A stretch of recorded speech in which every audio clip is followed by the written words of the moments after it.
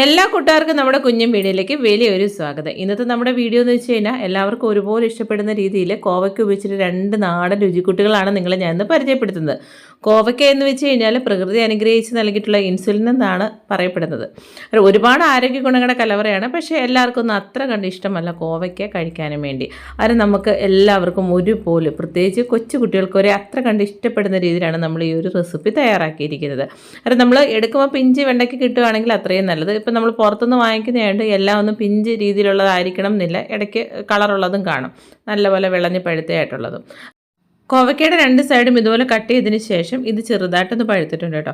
കാരണം അതൊന്നും നമ്മൾ പിഞ്ചാണെങ്കിലും പഴുത്തയാണെങ്കിലും എടുക്കാം. പക്ഷേ നമ്മൾ വീടുകളിൽ നിന്നൊക്കെയാണ് എടുക്കുന്നതെങ്കിൽ, നമ്മുടെ വീട്ടിൽ കോവയ്ക്ക ഉണ്ടെങ്കിൽ നമ്മൾ പിഞ്ച് രീതിയിലുള്ളത് എടുക്കുന്നതാണ് കുറച്ചും കൂടെ ടേസ്റ്റ് കൂടുതലായിട്ട് എനിക്ക് തോന്നിയിട്ടുള്ളത് കേട്ടോ.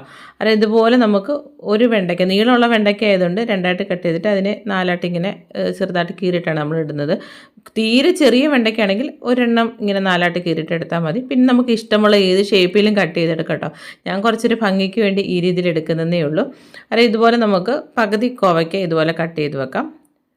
രണ്ടാമത് നമ്മൾ തയ്യാറാക്കുന്ന ഒരു മെഴുക്ക് പുരട്ടി രീതിയിലാണ്. അതുകൊണ്ട് നമ്മൾ അതിനെ വേറൊരു നീളത്തിൽ അധികം കട്ടിയില്ലാത്ത രീതിയിലാണ് നമ്മൾ ഇതുപോലെ കട്ട് ചെയ്തെടുക്കുന്നത്. 2 സൈഡും ഇതുപോലെ കട്ട് ചെയ്ത് മാറ്റിയതിന് ശേഷം ഇതുപോലെ നടുവേ ഒന്ന് കീറി കൊടുത്തിട്ട് നടുവോടെ അധികം കട്ടിയില്ലാത്ത രീതിയിൽ നമുക്കിത് അരിഞ്ഞെടുക്കാം. പച്ചക്കറികൾ കൂട്ടില്ല എന്ന് നിർബന്ധമുള്ള ആൾക്കാർക്കൊക്കെ ഇതുപോലെ ഒന്ന് ഉണ്ടാക്കി നോക്കണം കേട്ടോ. നല്ല രീതിയിൽ ആസ്വദിച്ച് കഴിക്കും. നല്ല ടേസ്റ്റാണ് കേട്ടോ. എന്തിനെ കൂടുതൽ ബെസ്റ്റ് കോമ്പിനേഷനാണ് ഇവ രണ്ടും. അത് ഇതുപോലെ നമുക്ക് ബാക്കിയുള്ള കോവയ്ക്കയെല്ലാം അരിഞ്ഞെടുത്ത് കൊണ്ടുവന്നിട്ടുണ്ട്. ഇനി ഇതിലേക്ക് കുറച്ച് മസാലകൾ, പൊടികൾ ചേർത്ത് കൊടുക്കണം. അതിനുവേണ്ടി നമ്മൾ ആദ്യം മഞ്ഞൾപ്പൊടിയാണ് ചേർത്ത് കൊടുക്കുന്നത്. പിന്നെ പാകത്തിന് വേണ്ട ഉപ്പ് കൂടെ നമ്മൾ ചേർത്ത് കൊടുക്കുന്നുണ്ട്. ഉപ്പ് ചേർത്ത് കൊടുത്തിട്ട് ഇനി നമ്മളിതിലേക്ക് നമ്മുടെ എരിവിന് ആവശ്യത്തിനുള്ള മുളക് പൊടി, ലേശം മാത്രം മുളക് പൊടിയാണ് ഇട്ട് കൊടുക്കുന്നത്. ഒരുപാട് എരിവ് ഇഷ്ടപ്പെടുന്നവരാണെങ്കിൽ പച്ചമുളകൊക്കെ നമുക്കിതിലേക്ക് ചേർത്ത് കൊടുക്കാം. ഇതാണ് ഒരു സിമ്പിൾ മസാല. ഇതിനെ എല്ലാം കൂടെ കൂട്ടി ഒന്ന് ഇളക്കുക. പെട്ടെന്ന് തയ്യാറാക്കണമെങ്കിൽ ലേശം നാരങ്ങയുടെ നീരും കൂടെ ഒഴിക്കുക. എന്നിട്ട് ഇത് നമ്മൾ കുറച്ച് നേരം കഴിഞ്ഞിട്ടാണ് നമ്മൾ എടുക്കുന്നത്. അതിൻ്റെ ഒരു സൈഡിലോട്ട് നമുക്ക് മാറ്റി വെക്കാം. നമ്മൾ കറിക്ക് വേണ്ടി ഒരു വലിയൊരു സവാള ചെറുതായിട്ട് അരിഞ്ഞേക്കുന്ന എടുത്തിട്ടുണ്ട്. കോവയ്ക്ക, പച്ചമുളക് എരിവിന് ആവശ്യത്തിന്, വെളുത്തുള്ളി 3-4 ഒരു തക്കാളി. വെളുത്തുള്ളി അരിഞ്ഞിട്ടൊന്നുമില്ല, മൊത്തമായിട്ടാണ് ഇട്ടേക്കുന്നത്.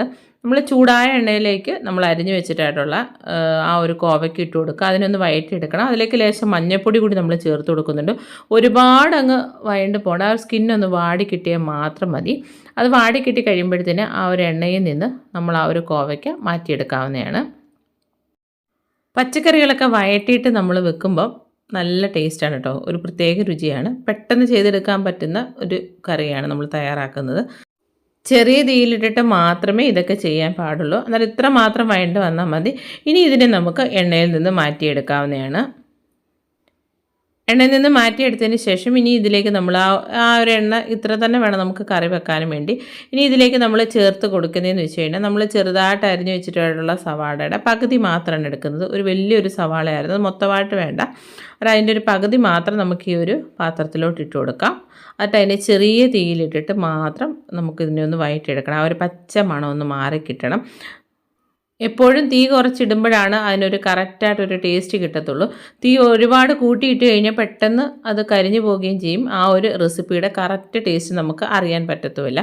നമ്മുടെ എരിവിന് ആവശ്യത്തിനുള്ള പച്ചമുളകും കൂടെ നമുക്കിതിലേക്ക് ചേർത്ത് കൊടുക്കാം. പിന്നെ വെളുത്തുള്ളി, അതിപ്പം എത്ര വേണമെന്ന് ഞാൻ പറയുന്നില്ല, നമുക്കുടെ ഒരു ഇഷ്ടത്തിനനുസരിച്ച് മാറ്റങ്ങൾ വരുത്താം. ഇതിൽ ഇപ്പോൾ ഒരു 5-6 ഞാൻ എടുത്തിട്ടുണ്ട്. അതിൽ കൂടുതൽ വേണമെങ്കിൽ അങ്ങനെയും ചേർത്ത് കൊടുക്കാം, കുറച്ചാണെങ്കിൽ അങ്ങനെയും ചേർത്ത് കൊടുക്കാം. ഇതിൽ നമ്മൾ ഇഞ്ചി അങ്ങനെയൊന്നും ചേർക്കുന്നില്ല. പിന്നെ പാകത്തിനോട് ഉപ്പും കൂടെ ചേർത്ത് കൊടുക്കുന്നുണ്ട്. എന്നിട്ട് നല്ല പോലെ ഒന്ന് വഴറ്റിയെടുക്കുക. പെട്ടെന്ന് ചെയ്യുന്നൊരു കറി ആയതുകൊണ്ട് ഞാൻ മിക്കപ്പോഴും അവസാനമാണ് ഉപ്പ് ചേർക്കാറുള്ളത്. ഇതിപ്പോൾ ഞാൻ ആദ്യമേ ഉപ്പ് ചേർക്കുന്നത് വെച്ചാൽ പെട്ടെന്നൊന്ന് വഴണ്ട് കിട്ടാനും വേണ്ടിയാണ്. ഇനി ഇതിലേക്ക് നമ്മൾ കറിവേപ്പില കൂടി ചേർത്ത് കൊടുക്കുന്നുണ്ട്. ഇനി ഇതിലേക്ക് നമ്മൾ ചേർത്ത് കൊടുക്കുന്നതെന്ന് വെച്ച് കഴിഞ്ഞാൽ നമ്മൾ നല്ലൊരു പഴുത്ത തക്കാളി എടുത്തിട്ടുണ്ടായിരുന്നു. അതിലൊട്ടും വെള്ളം ചേർക്കാതെ മിക്സിയുടെ കുഞ്ഞു ജാറിൽ നല്ല പോലെ അരച്ചെടുത്ത് കൊണ്ടുവന്നിട്ടുണ്ട്. അതും കൂടി ഇതിലേക്ക് ഒഴിച്ചു കൊടുക്കുക. ഇനി ആ ഒരു തക്കാളിയുടെ നീരൊക്കെ ഒന്ന് വറ്റി വരട്ടെ. അതായത് തക്കാളിയുടെ നീരൊക്കെ വറ്റി വന്നിട്ടുണ്ട്. ഇനി ഇതിലേക്ക് നമ്മൾ പൊടികളാണ് ചേർത്ത് കൊടുക്കുന്നത്. 1 സ്പൂൺ മുളക് പൊടി, അത്യാവശ്യം എരിയും നല്ല കളറുമുള്ള മുളക് പൊടിയാണ്. 1 സ്പൂൺ മല്ലിപ്പൊടിയാണ് ചേർത്ത് കൊടുക്കുന്നത്. നല്ലൊരു ടേസ്റ്റാണ് കേട്ടോ. ഇനി ഇതിലേക്ക് ഓരോ ഏലക്കയും ഒരു ചെറിയ കഷ്ണം പട്ടയും കൂടെ ചേർത്ത് കൊടുക്കുന്നുണ്ട്. നമ്മൾ എന്നും ചെയ്യുന്ന രീതിയിൽ നിന്ന് കുറച്ച് വ്യത്യസ്തമായിട്ടുള്ള ഒരു കറിയാണ് കേട്ടോ. ഇനി ഇതിലേക്ക് നമ്മൾ ചേർത്ത് കൊടുക്കുന്നതെന്ന് വെച്ച് കഴിഞ്ഞാൽ ലേശം ഉലുവപ്പൊടിയാണ്. നമ്മുടെ വീട്ടിൽ തന്നെ വറുത്ത് പൊടിച്ചിട്ടുള്ള ഉലുവപ്പൊടി. അധികം കൂടാൻ പാടില്ല. ഈ ഒരു കണക്കിന് വേണം എടുക്കാനും വേണ്ടി. കൂടിക്കഴിഞ്ഞാൽ കയ്പിൻ്റെ ഒരു ടേസ്റ്റ് വരും. കുറച്ച് കഴിഞ്ഞാൽ ഒരു കറക്റ്റ് ടേസ്റ്റ് വരത്തില്ല. കറക്റ്റ് പാകത്തിന് മാത്രം ഇടുക. ഇവിടെ ചെറിയ തീയിലിട്ടിട്ട് ആ ഒരു പൊടികളുടെ പച്ച മണം ഒന്ന് മാറി കിട്ടണം. അതുവരെ ഒന്ന് വെയിറ്റ് ചെയ്യാം. ചെറിയ തീയിൽ മാത്രം ഇതിങ്ങനെ കിടന്നൊന്ന് ഇളക്കി കൊടുക്കാം നമുക്ക്. ചെറിയ തീയിൽ കിടന്ന് ഇതെല്ലാം നല്ല പോലെ വഴണ്ട് വന്നിട്ടുണ്ട്. ആ പൊടികളുടെ പച്ചമണമൊക്കെ മാറി ഇതെല്ലാം നല്ലൊരു കറക്റ്റ് പാകത്തിനുള്ള മസാല ആയിട്ടുണ്ട്. ഇനി ഇതിലേക്ക് നമ്മൾ വറുത്ത് കോരി വെച്ചിട്ടായിട്ടുള്ള കോവയ്ക്കയുടെ കഷ്ണങ്ങൾ ഇട്ട് കൊടുക്കാം. എന്നിട്ട് ചെറുതായിട്ടൊന്ന് ഇളക്കി കൊടുക്കാം. എന്നിട്ട് ഇനി ഇതിലേക്ക് നമ്മൾ പാകത്തിന് വേണ്ട വെള്ളമാണ് ഒഴിച്ചു കൊടുക്കുന്നത്. ഞാൻ എപ്പോഴും പറയുന്നതാണ്, നമ്മൾ വെള്ളം ചേർക്കുമ്പോൾ ഇളം ചൂടുവെള്ളം അല്ലെങ്കിൽ നല്ല തിളച്ച വെള്ളം ഒഴിച്ചു കൊടുക്കാം. നമ്മൾ പച്ചവെള്ളം ഈ ഒരു മസാലയിലോട്ട് ഒഴിക്കുമ്പം അതിൻ്റെ ഒരു കറക്റ്റ് ടേസ്റ്റേ മാറിപ്പോവും. നമ്മൾ ചൂടുവെള്ളം തന്നെ ഒഴിക്കുമ്പോൾ പെട്ടെന്ന് തിളച്ച് വരികയും ചെയ്യും. ആ ഒരു കറിക്ക് ആ ഒരു കറക്റ്റ് ടേസ്റ്റ് കിട്ടുകയും ചെയ്യും. ഞാനിപ്പോൾ ഇതിലേക്ക് ഒരു ഗ്ലാസ് വെള്ളമാണ് ഒഴിച്ചു കൊടുക്കുന്നത്. വെള്ളം ഒഴിച്ചു കൊടുത്തിട്ട് നല്ലപോലെ ഒന്ന് കൂട്ടി ഇളക്കാം. ഉപ്പൊക്കെ നമ്മൾ നേരത്തെ ചേർത്തിട്ടുണ്ടല്ലോ, വേണമെങ്കിൽ മാത്രം ഉപ്പ് ചേർത്താൽ മതി. ഇനി ഇതിനെ മൂടി വെച്ചിട്ട് ഇതൊന്ന് വറ്റി കിട്ടണം. അതാണ് അതിൻ്റെ ഒരു കറക്റ്റ് പാകം. അതിൻ്റെ അവസാനം മാത്രം നമുക്ക് കുറച്ചൊരു പൊടിക്കൈകൾ കൂടെ ചെയ്ത് കൊടുക്കാനുണ്ട്. അതാണ് അതിൻ്റെ കറിയുടെ ടേസ്റ്റ് കൂട്ടുന്ന പ്രധാനപ്പെട്ട ഘടകവും. അത് നമ്മൾ ആ ഒരു മെഴുക്ക് വരട്ടി ചെയ്യുന്നതിന് വേണ്ടി നമ്മൾ മൺചട്ടി വെളിച്ചെണ്ണ ഒഴിച്ച് കടുക് പൊട്ടിച്ചു. നമ്മുടെ വറ്റൽമുളകും അതുപോലെ തന്നെ കറിവേപ്പിലയും ചേർത്ത് കൊടുക്കുന്നുണ്ട്. നമ്മൾ സ്പെഷ്യലായിട്ട് മസാല ചേർത്ത് വെച്ചിട്ടുള്ള കോവയ്ക്കയുടെ ആ ഒരു കൂട്ടും കൂടെ ചേർത്ത് കൊടുത്തിട്ട് ചെറിയ തീയിലിട്ടൊന്ന് ഇളക്കി കൊടുക്കണം. ഇത് നമ്മൾ സാധാരണ ചെയ്യുന്ന മെഴുക്ക് വരട്ടിയെക്കാട്ടി ഭയങ്കര ടേസ്റ്റുമാണ്. നമ്മൾ ചോറിൻ്റെ കൂട്ടത്തിലും എന്തിൻ്റെ കൂട്ടത്തിലും ഈ ഒരു ഒറ്റ മെഴുക്ക് വരട്ടി മതി കേട്ടോ. എല്ലാവർക്കും ഒരുപോലെ ഇഷ്ടപ്പെടുന്നതാണ് കേട്ടോ. അത് ഒരു ചെറിയ തീയിൽ കിടന്ന് നല്ല പോലെ ഒന്ന് വെന്ത് വരട്ടെ. അത് വെന്ത് വരാറാകുമ്പോഴത്തേന് അതിലേക്ക് നമ്മൾ മുമ്പേ പൊടിപൊടിയായിട്ട് അരിഞ്ഞു വെച്ചിരിക്കുന്ന സവാളയുടെ പകുതി ഇതിലേക്ക് ഇട്ട് കൊടുക്കുകയാണ് ചെയ്യുന്നത്.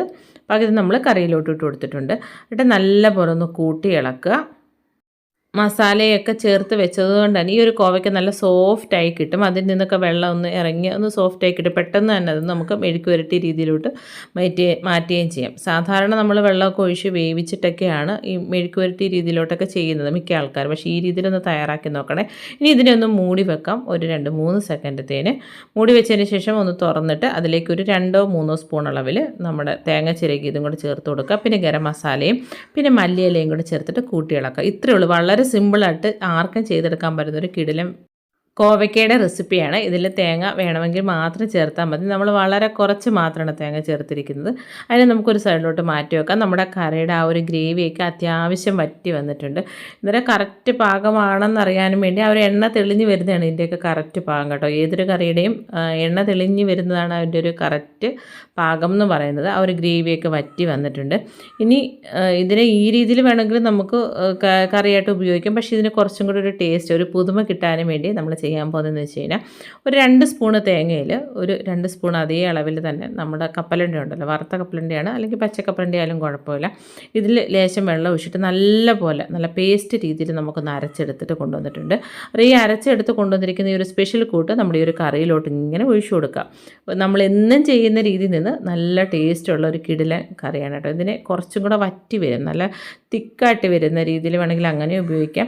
ഇതിപ്പോൾ നമ്മൾ ഒരുപാടിട്ട് തിളപ്പിച്ച് അതിൻ്റെ ആ ഒരു രുചി നഷ്ടപ്പെടുത്തരുത്.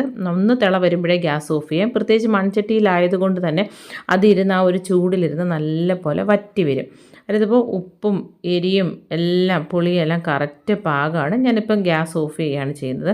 എന്നിട്ട് ഇതിലേക്ക് നമുക്ക് മല്ലിയിലയോ അല്ലെങ്കിൽ പുതിനയിലയോ എന്ത് വേണമെങ്കിലും ചേർത്ത് കൊടുക്കാം. കറിവേപ്പിലയൊക്കെ അങ്ങനെയൊക്കെ വേണമെങ്കിൽ ചെയ്ത് കൊടുക്കാം. ഞാനിപ്പോൾ ഒരു മല്ലിയില മാത്രം ഇട്ടിട്ട് ഇത് നല്ലപോലെ തണുത്തതിന് ശേഷം നിങ്ങളെ ഞാൻ കാണിക്കാം. ഈ ഒരു മൺചട്ടിയിൽ തന്നെ ഇരുന്ന് നല്ല പോലെ വറ്റി ഈ ഒരു പരുവത്തിൽ കിട്ടും. കുറച്ച് തിക്കായിട്ടാണ്. നിങ്ങൾക്ക് കുറച്ച് ലൂസായിട്ട് വേണമെങ്കിൽ ആ ഒരു ഗ്രേവിയുടെ അളവിൽ നമുക്ക് ഒഴിക്കുന്ന വെള്ളത്തിൻ്റെ അളവൊന്ന് കൂട്ടിയാൽ മതി. ഇപ്പോൾ എനിക്ക് ഈ ഒരു പരുവത്തിലാണ് ഇഷ്ടപ്പെട്ടത്. അത് നല്ല തിക്കായിട്ട് കിട്ടും. കാരണം ഞാനിപ്പം ഉപ്പുമാവിൻ്റെ കൂട്ടത്തിലാണ് ഇത് കഴിക്കാൻ പോകണം കേട്ടോ. നിങ്ങൾക്ക് ചൂട് ചോറോ ദോശയോ ഇഡലിയോ എന്തിൻ്റെ കൂട്ടത്തിൽ ബെസ്റ്റ് കോമ്പിനേഷനായിട്ട് കഴിക്കാൻ പറ്റുന്ന 2 റെസിപ്പികളാണ്. അത്ര സോഫ്റ്റായിട്ട് നമ്മൾ ഈ വെണ്ടയ്ക്കെന്ന് പറയുമ്പോൾ ഒരുപാട് എണ്ണയൊക്കെ ഒഴിച്ചിട്ട് വറുത്ത് കോരുന്നതിലും വളരെ ഈസി ആയിട്ട് ചെയ്തെടുക്കാൻ പറ്റുന്നതാണ്. മസാലയൊക്കെ ചേർത്തിട്ട് കുറച്ച് നേരം വെച്ചതിന് ശേഷം ഇതുപോലൊന്ന് ചെയ്തെടുക്കാം. എല്ലാവർക്കും ഒരുപോലെ ഇഷ്ടപ്പെടുന്ന 2 രുചിക്കൂട്ടുകളാണ് നമ്മുടെ കോവയ്ക്ക് ഉപയോഗിച്ചിട്ട് തയ്യാറാക്കുന്നത്. നല്ല കോമ്പിനേഷനാണ് എന്തിൻ്റെയും കൂട്ടത്തിൽ എന്ന് പറയാം. അത്രയ്ക്ക് ടേസ്റ്റുമാണ്. നമ്മൾ എന്നും ചെയ്യുന്ന റെസിപ്പിയെക്കാട്ടി കുറച്ചും കൂടെ എനിക്ക് ടേസ്റ്റ് കൂടുതലായിട്ട് തോന്നിയിട്ടുണ്ട്.